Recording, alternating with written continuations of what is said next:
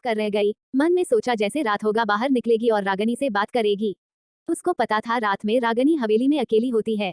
जैसे रात हुआ, करुणा रागनी को ढूंढने लगी, पर रागनी कहीं ना दिखी। बहुत ढूंढने पर उसे एक रूम से बुढ़ी औरत के खांसने की आवाज आ रही थी। उसने झांक कर उस रूम के डोर लाक से देखा। सामने उसी कपड़े में जिसमें सुबह में रागनी थी, एक पूरे झूले हुए मांस वाली, सफेद बालों से ढका चेहरा, झुका हुआ शरीर, एक बुढ़ी औरत बैठी थी। एकदम भयानक का सा दृश्य था। करुणा ने कैसे भी अपनी चीख को रोका। सामने उस बुढ़िया ने सिगरेट पीकर मेज पर रखा और उसी मेज पर एक मानव खोपड़ी पड़ी हुई थी। थोड़ी देर में खोपड़ी भयानक चित्कार करती हुई हवा में रागनी के चारों तरफ उड़ने लगी। हा हा हा हा हा हा, मेरी शक्ति अब क्षीण हो रही है। मुझे जल्दी तुम्हारे बच्चे की खून की बलि चाहिए, वरना तुम हरदम के लिए बुढ़ी रह जाओगी। जवान रहना है तुम्हें तो तुमको अपने बच्चे की बलि अगले 3 महीने में देनी ही होगी, वरना तुम हरदम के लिए ऐसी ही बुढ़ी रह जाओगी जैसे रात में रोज रहना होता है तुमको। हा हा हा हा हा हा, सुनो शैतानी खोपड़ी, अंजन कुमार का बच्चा मेरे गर्भ में पल रहा है। हमने छुपकर कोर्ट मैरिज कर ली थी। बस 2-3 महीने और फिर तुम्हें मेरे बच्चे की मानव बलि मिल जाएगी, रागनी ने खांसते हुए कहा।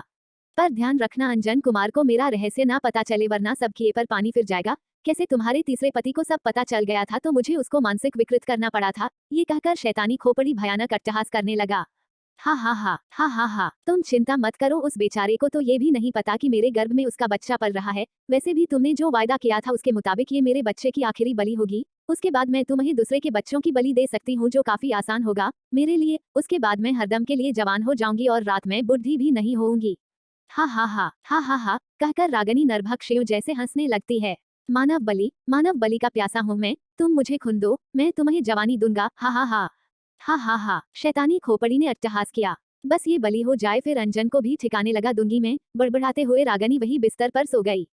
करुणा के आंसू नहीं रुक रहे थे। अगले दिन वो अंजन से मिलने गई, पर उसने मिलने से मना कर दिया। उसके सर पर रागनी का नशा जो था, फिर भी करुणा के लाख गिड़गिड़ाने पर वो बात करने को तैयार हुआ। करुणा की सारी बातें सुनने पर वो बोला, करुणा बहुत हो गया, तुम रागनी का मुकाबला कभी नहीं कर सकती, तो अब तुमने हम दोनों को अलग और रागनी को बदनाम करने के लिए ये सब चीजें फैलानी शुरू कर दी। इतनी गिर गई तुम, छी। मुझे पता था तुम मेरी बातों को नहीं मानोगे, इसलिए मैंने रागनी के तीसरे पति हैदर को तुम्हारे पास लाई हूँ, खुद बात कर लो इनसे, करुणा ने कहा। पर हम दोनों की शादी की बात करुणा को कैसे पता चली, ये तो बस मुझे और रागनी को ही पता थी। दोनों ने अपने करियर पर असर के वजह से इस बात को अभी छुपाने का सोचा था।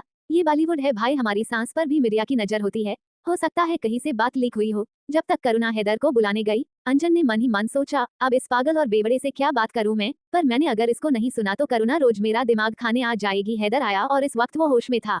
आज हैदर हाथ जोते हुए बोला, हम लोग आपका रिश्ता नहीं तोड़ना चाहते हैं, पर वो बहुत खतरनाक औरत है। आपको याद होगी मेरी फिल्म रंग बिरंगे फूल, उससे मैं कितने चर्चे में था। रागनी मेरी हीरोइन थी उसमें, तभी से हम दोनों का अफेयर शुरू